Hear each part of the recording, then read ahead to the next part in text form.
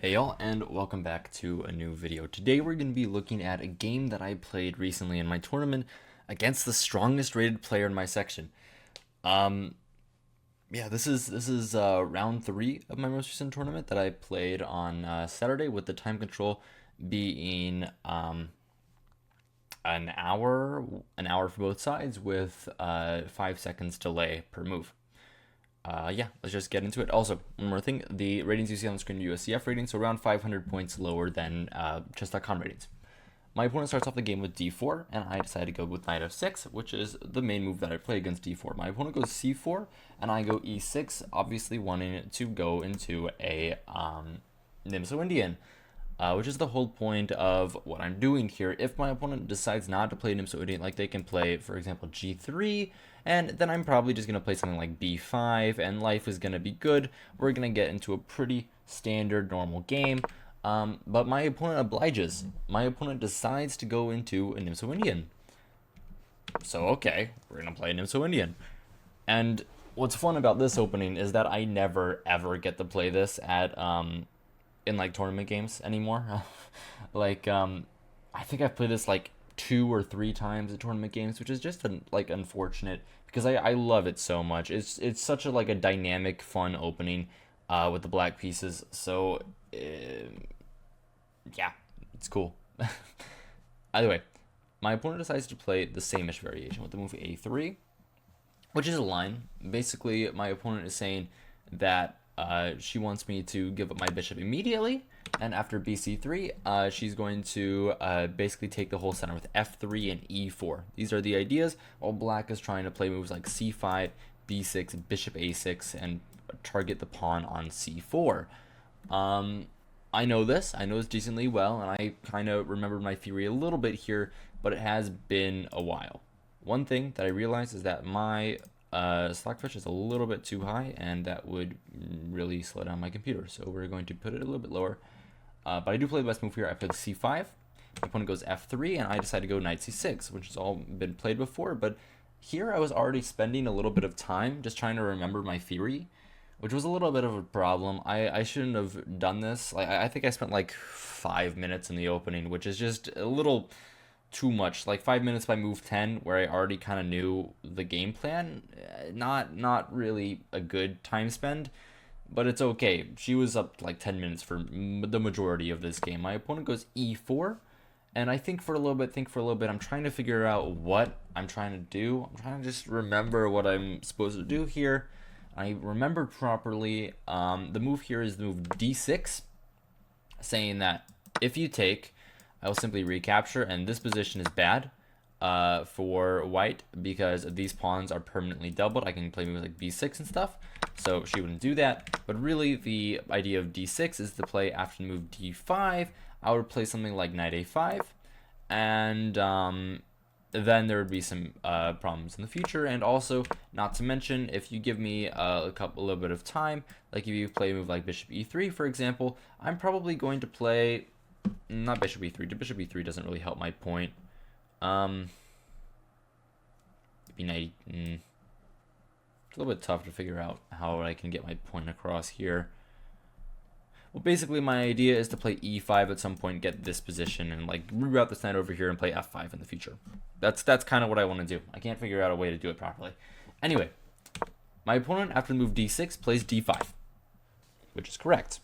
Now, what you're not supposed to do here, ever, is you're not supposed to take this pawn. Because, what does that do? That just helps white. Now, c takes d5, pawns are undoubled, and white just has a space advantage. That'd be bad.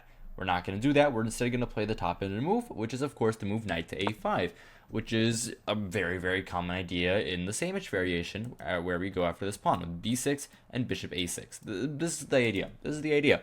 And it's going to be a little bit tricky for white to defend it. My opponent goes bishop d3. I think for a while, and I am so mad at myself for the move that I played. It's such a stupid move. I could have played b6 in 2 seconds.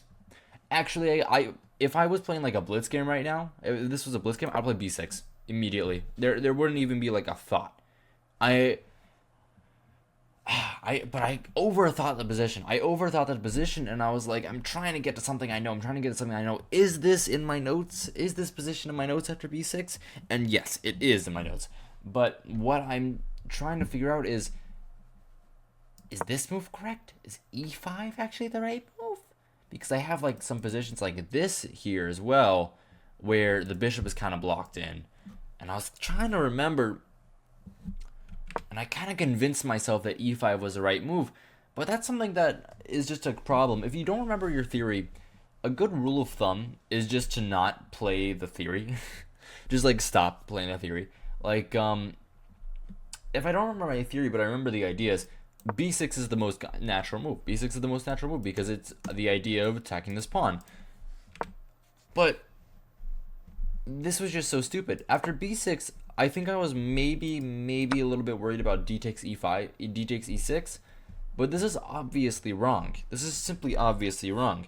I'm just gonna take back with the f pawn, and this is just a huge problem. I don't even know what I was thinking. Like that's a really obvious play, but I'm an idiot, so I played the move e5. My opponent then played a very natural move, knight e2. Very reasonable, probably trying to play f4 in the future. And I thought here, but I played b6 now because I thought this was the main plan, and I'm still going after this pawn. Like, I haven't abandoned the idea. I'm just stupid. So we're going to go after that pawn, and we're going to try and make something happen there. My opponent goes castles. I think for a little bit, think for a little bit, think for a little bit. One idea, like bishop a6 seems natural, but it's not really that good now. Because I'm never threatening to take the pawn. Like in a scenario where I'm able to, this just loses due to queen to a4 check, hitting the king and the knight, which is a very common trap for white. So I'm never really threatening to attack it. So I was trying to figure out what to play here, and I ended up just playing castles, which is a huge mistake because it allows white to do whatever they want, and it's not looking good for me. It's really bad, actually. Yeah, it might be a little bit scary for white in the short term, but in the long term, white is probably just completely winning because white's going to get f4 off. White's going to get f4, have some attack against my king, and her pieces are a lot easier to get over to the king side than mine. Like, you can play h4, something. You can probably, like, play knight h4 to get this knight out of the way, bring the queen in. I don't know. There's some ways for white to generate an attack here, and it's just not that good for me. And I again, really bad play, but luckily for me, well, unluckily for me, my opponent finds the first move, knight g3. Kind of scary, but I steal my nerves and I play bishop a6. Again, seemed like reasonable move now. Since my king is out of the center, this idea is never a thing, and the pawn is under attack. Okay, that's my idea. Pawn is under attack. How are you going to defend it? My opponent goes bishop to g5, which I already thought wasn't a very good move because I thought h6 was actually just a better, like an improvement for me. So I played h6, and I didn't really see a good way for my opponent to like keep everything going. I thought maybe she could sack the bishop, but I wasn't convinced. I just wasn't convinced of this. So instead of that, I thought maybe my opponent would take and argue that maybe she would get this square. This was, I thought, like her plan. But this, at the end of the day, just loses a pawn. Like, I can just take on c4, and I am winning. I'm just winning the game. Yeah, that would have been nice. Well, I'm not winning, but I should be better. Instead, my opponent goes all the way back. My opponent goes with bishop to e3. And I thought for a while here, and I was like, bishop e3, really? Really? I don't think this one works. Because bishop e3, now I wanted to take with the knight. Like, I really want to take with the knight because my opponent has the bishop pair, and I'd rather trade off this light squared bishop for this bishop, so then it could be in a pretty interesting scenario where all her pawns are on light squares, and I have a light squared bishop. Also, like, 7 out of 8 of my pawns are on the dark squares, so I'm very good at counteracting this bishop. And I was thinking about it, and this is the move that I want to play, right? Bishop e3 just allows me to play that move, is what I thought. I thought bishop e3 allows knight c4. but I'm wrong. I'm wrong about this. She believed me though. She took the knight. But the reason why knight c4 is normally not a good move is because of this pin against my bishop. If I can draw arrows, this pin against my bishop, and black would be like pretty worse here most of the time. But here my opponent has a really nice move, a really nice resource. My opponent has this cool move, bishop to c1. And the reason why this is good now is because the bishop is kind of given itself in the way. My opponent has bishop to c1 here. And after the move b5, my opponent can play a4. Let's say I play queen b6. There isn't actually enough here. There isn't enough here. My opponent goes queen b3. And when the dust clears, I am simply losing, which is rough. I didn't see it. I didn't see that at all. I probably have to go something like knight d2 and be down a piece for be down 2 pieces for an exchange, but 2 pieces for a rook. But luckily for me, my opponent takes on c4 and believes me, which is really great, really great. Because otherwise I would have lost.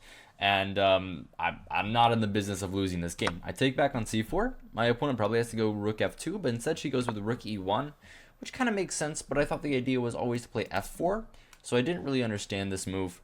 I thought rook f2 made a lot more sense here. Instead, I guess she might have been scared of like some like knight g4 after f4, and she didn't want the rook on f2. Maybe. I don't know. Instead, here I'm trying to figure out a good plan.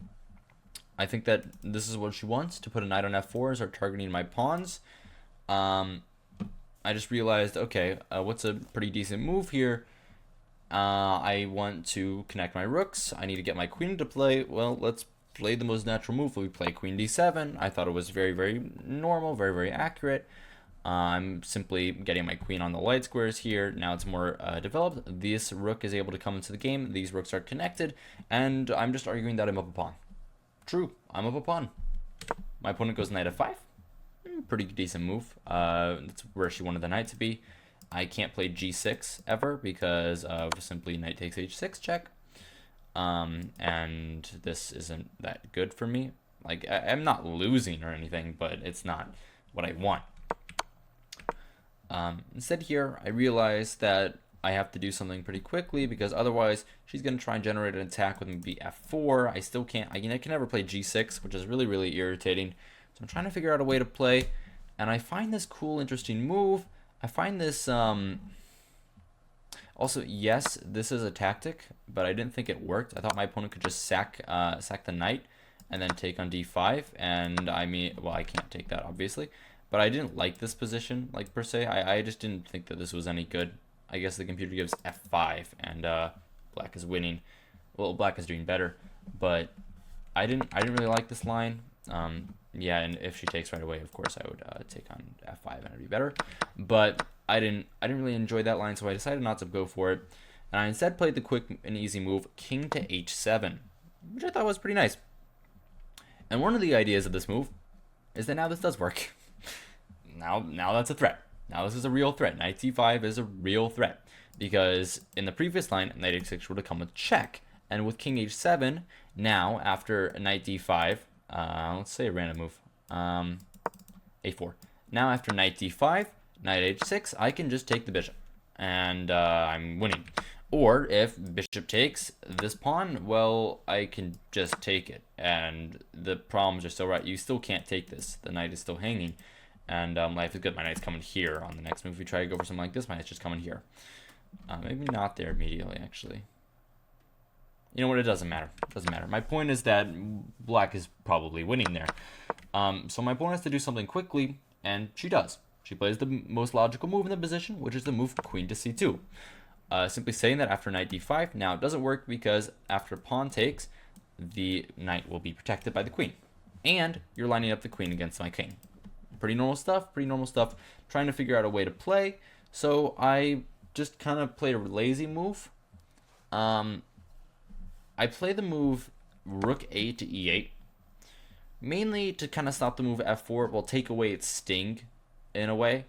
because I kind of like my rook being in line with this pawn after f4, and I thought maybe my opponent would be a little bit scared of f4 now. So it's kind of a bluff. I still think f4 is a decent move here. Actually, it's not. Okay, that's a crazy move. No, I wasn't seeing that at all. Okay. No, the computer just says knight h5 and black is winning. Okay. No. I wasn't looking at that. I was maybe looking at knight g4, but no, not knight h5. Not knight h5. Instead, my opponent plays another pretty reasonable move. My opponent can go for a lot of things here. Actually, everything is pretty much equal for some reason, even though black is up a pawn and it feels like black is kind of dominating. Everything is pretty much equal. My opponent can actually just go like bishop d2, bishop c1. The idea is to kind of bring the bishop out around in some lines, I think. Maybe the idea is to bring the bishop here. I'm not so sure. I guess this is a plan, a4, a5. That's an interesting idea, but I'm always going to play b5. So I really think it's kind of hard for white to play a move. But my opponent just goes rook ad1, which makes sense. And I think here for a little bit, I still want to play the move g6. Like, I haven't given up on that plan. And so I decide, okay, I'm just going to continue to develop this pawn, continue to hold on to this pawn, and I'm going to play the move knight to g8, which is the best move. And I'm simply threatening g6. That's a very, very simple threat. g6, it's kind of hard to defend. I don't really know how my opponent is going to really react to it, because if the knight is going back, then you're just down a pawn. You're just down a pawn at that point, and there's really nothing that white can do. Probably black is just winning. Probably it's like -2. So my opponent goes very active. My opponent goes queen f2. I was thinking about it. I was thinking that I couldn't play the move g6 immediately because I thought my opponent had knight h6, and queen h4, which is correct. And I calculated the top edge in line too. I calculated queen h8, queen h6 here, and queen g5. And it looks like black has an attack, but I don't really see anything. I'm actually really glad I calculated that. Oh, that's cool. I evaluated that correctly. Oh, that's actually really nice. Yeah, it looks like black has a lot of play, but I didn't really see the idea. Like, okay, queen g3. There's not much going on here. Instead of allowing that, though, I just don't play g6 because I know that it's not a good move. And I kind of just take a breather. What I could have done here is I could have played the move queen d8, which I was actually considering. And the idea is to just stop this move, and then g6 becomes a possibility. But for some reason, I didn't like this move. I don't really know why, but I ended up playing just a kind of a normal counterintuitive developing move, which is this move bishop to a6, which made a lot of sense to me.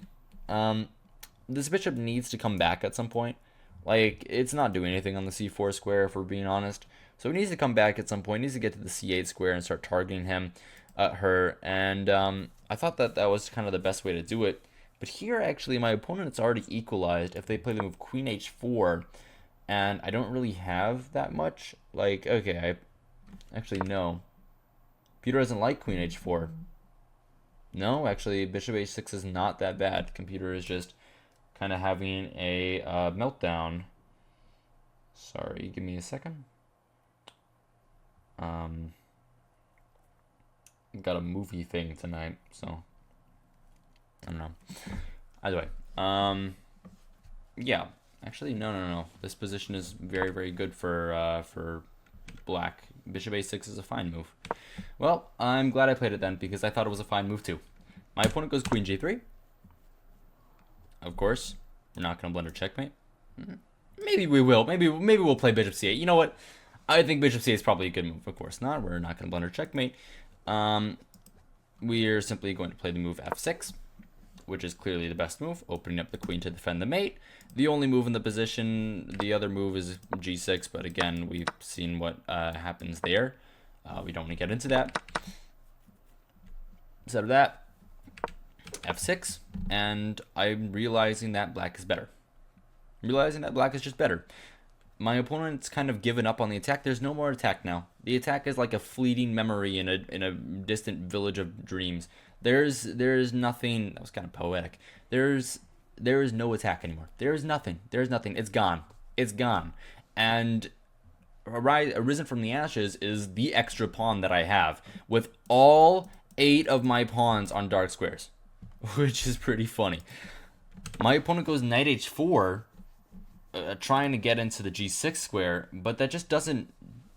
That's just kind of like short-sighted, because now my knight can get out of g8. My knight goes to e7, blocking off these 2 squares, and you can't even get back to the f5 square. I couldn't play knight e7 beforehand because, of course, that would block my queen's division to the pawn, and I would get checkmated.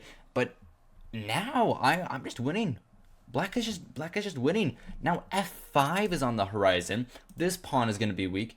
These 2 pawns are still weak, and I have the light squared bishop. Like, your bishop can't get in, but mine can, and I'm liking my position. My opponent goes queen g4, offering a queen trade. Yeah, I could take it. Do I though? No, I play the best move. I don't play the best move. Okay, queen g4 is the best move. It was the best move earlier. Whatever. I play the best move in my opinion, which is the move bishop to c8, which seemed very, very natural to me. Saying that, okay, we're going to have a queen trade, but we're going to trade on my terms now. My opponent takes, I take back with my bishop, and now my bishop's gotten back into play. I'm just going to win this game. I'm just going to win this game. There's nothing that she can do. My opponent goes g3, which seemed interesting. Obviously, she doesn't want to get her knight trapped because I'm threatening g5. But I thought that the best move here was probably to play f5, f4.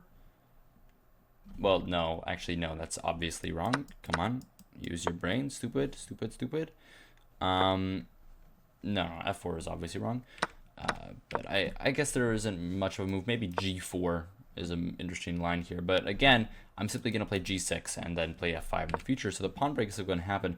My opponent goes g3. I don't really think too long. I play the move f5, and all the momentum is on black to win this game.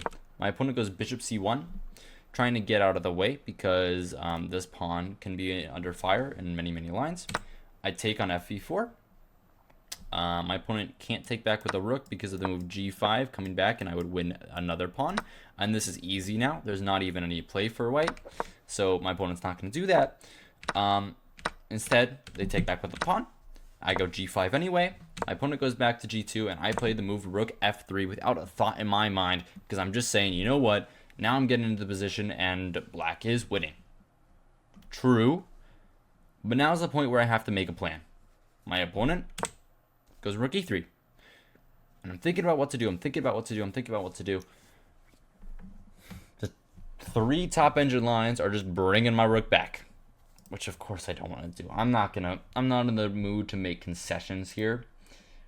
So I'm thinking about it. I didn't want to play this move, which was my original idea, because I thought that my opponent could probably just like trade all the rooks in some lines, or like even play knight e3, and now my rook isn't actually where it wants to be. And I was just like, no, I don't want to do that. So I thought of another plan, and now my idea. Also, yeah, I thought about this move too, but I didn't like this as much. Obviously, this is threatening. Rook takes here, but I didn't really like this. Like here. Okay, my opponent goes rook e1, for example, defending the pawn. I mean, I can take. I don't know about this line. It feels like this is kind of superficious. I don't know, superficial, and it's probably still winning, but I didn't like it that much.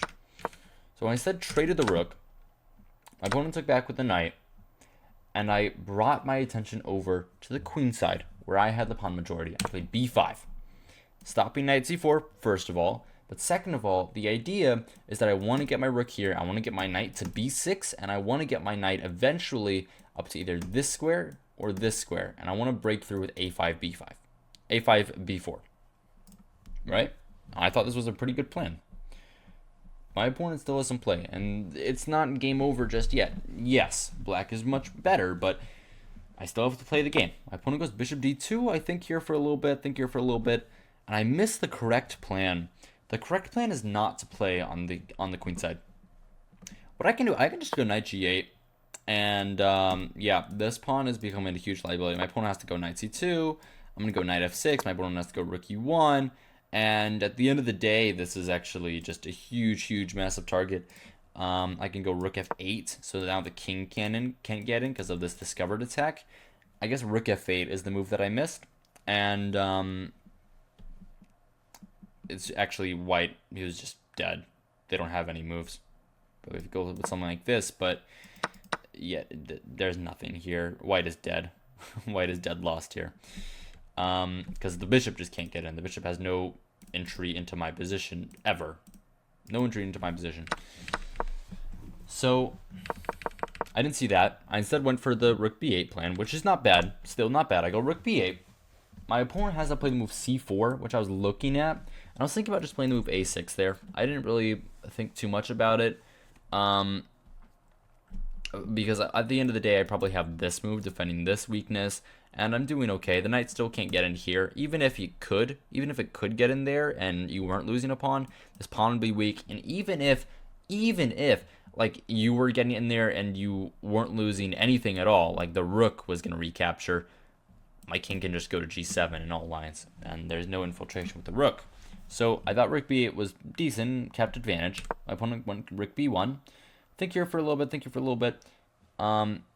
The idea of rook b1 is that she wants to play knight c4, because if I take, I would be losing the rook, and I don't want her to play knight c4, so chess is easy. I defend my rook. Rook b6. I thought this was pretty natural. Now knight c4 doesn't exist because the rook is here. That's how chess works.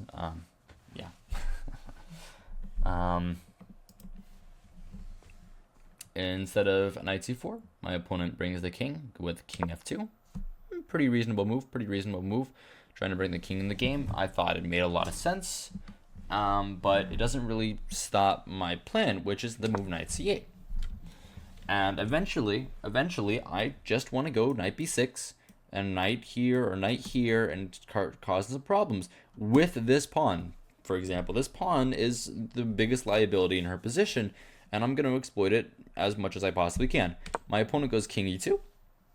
Now, since now I can move my rook out of the way here, because another issue was that after knight c4, my opponent was going to go with this move, rook to b7, which would pin the bishop to my king, and with the knight here, it would also be a skewer, so I'd be losing a piece. But with the inclusion of the move knight c6, now I can go rook a6, and there is no knight c4 in all of this, because I have the move knight to b6, defending my bishop, which is very, very useful, very, very nice. And life is good. Instead of that, of course, my opponent has a brain and doesn't do that. My opponent goes bishop to c1, but now I simply go with my plan. Knight b6, knight's coming here, rook is coming here maybe, and I am winning. I'm winning. This pawn is a huge liability. There's nothing she can do. King d2, rook a4. The pawn is attacked. Now the king has to come d3 and waste another tempo. Don't know why she went king e2 first. King d2 first. King d3 seems a lot more logical to me. I don't know what she was worried about here. I didn't ask her.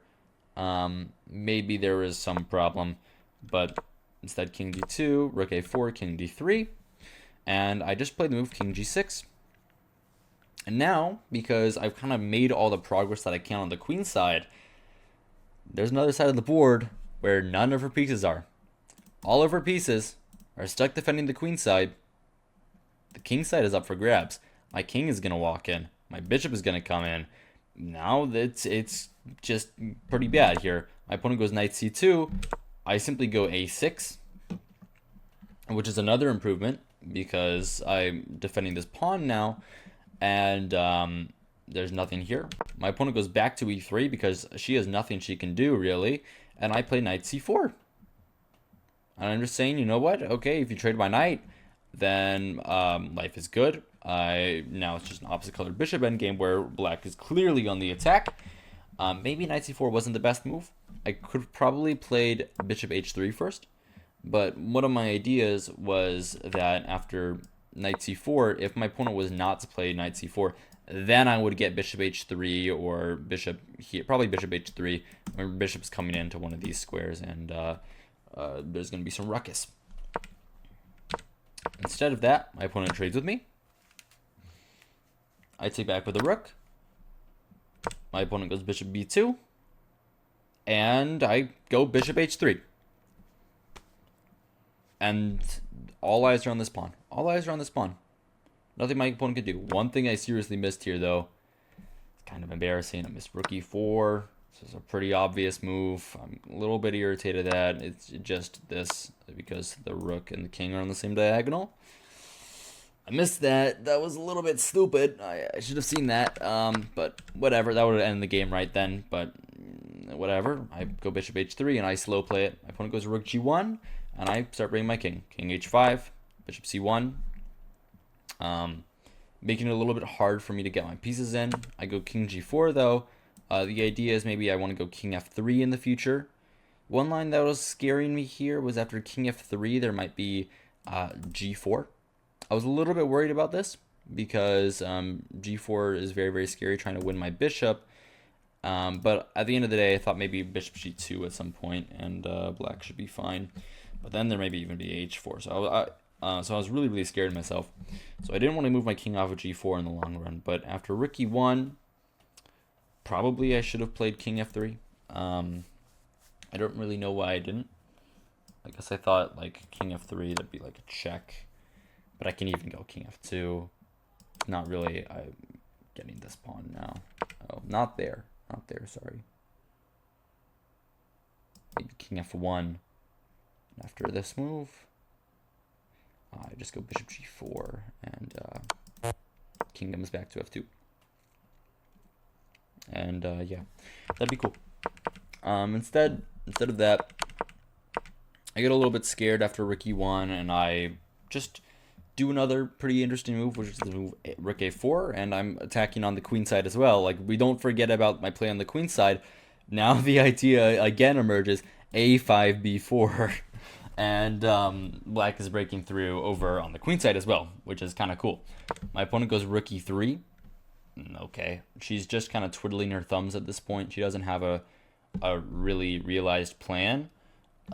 Because there's nothing she can do. I go a5, b4 is on the horizon, rook e1, I go h5 here. Don't really know why I played this move, actually. I don't think it's that good. Maybe my idea was that in the future I wanted to play like, I want to like move my king, maybe, I don't know. Maybe I wanted to like move my king or something. I didn't want these pawns to be a liability with this bishop. I'm not sure. I'm not sure why I played h5, in all honesty. I don't really understand it myself. But my opponent goes rook g1. I go b4. And I'm breaking through on the queen side as well. A b4, a b4. My opponent could take on b4 again, but then my rook is coming in here with this attack on the pawn. And my rook is coming into the back rank and everything's good. So my opponent decides to go with c4. But now I just go rook a2. And I thought, you know what, okay, I'm getting the pawn, or she's going to block with the bishop, and then I'm going to figure it out. Of course, I'm better here. Of course, I'm better here. I've been better the entire game. But then she played bishop d2, and I kind of started freaking out just a little bit. And bishop d2 was a move that really, really scared me. I still thought that I couldn't go king f3. I was really worried about g4. I was really, really worried about g4. But I guess rook a3 now, and like king f2, and I guess I'm fine. But I was really, really scared about g4, because like if I don't play like that move, if I go like, if I take it, for example, like, what? I thought I got like mated here. I thought check, king f2, check. Oh, I have the oh, I didn't see that. Oh, I didn't see that at all. That's so cool. I'm actually mating her. Oh, that's so cool. No, I didn't see that. I thought I was just losing there, but instead I go rook a3, and my opponent here absolutely should have gone king e2.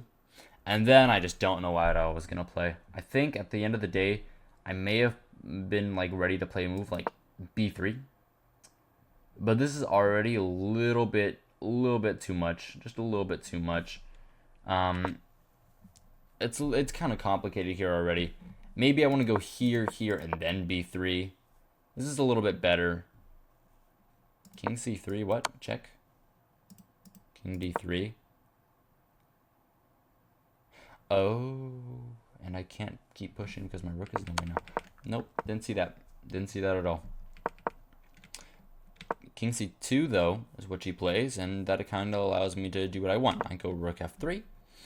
My rook is coming here, and I don't think there's any more play for her. She goes rook a1.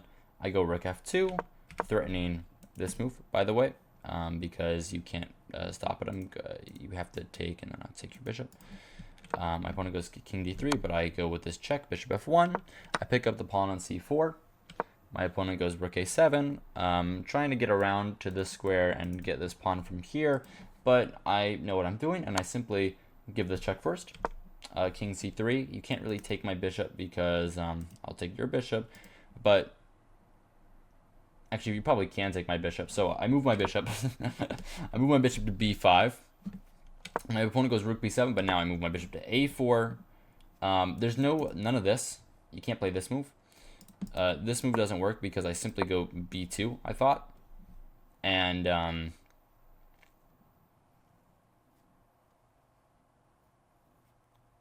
maybe not. Maybe not. Maybe I would just... Oh, here there's the move rook h2. Ah, okay. Here and now b2 works because the can't come here, and then I'm just up 2 pawns. Okay. Okay, that would be nice. No. Instead, bishop b5, bishop a4. My opponent goes to g7, and I take on h2. My king is up to f3, and the rest of the game is pretty easy.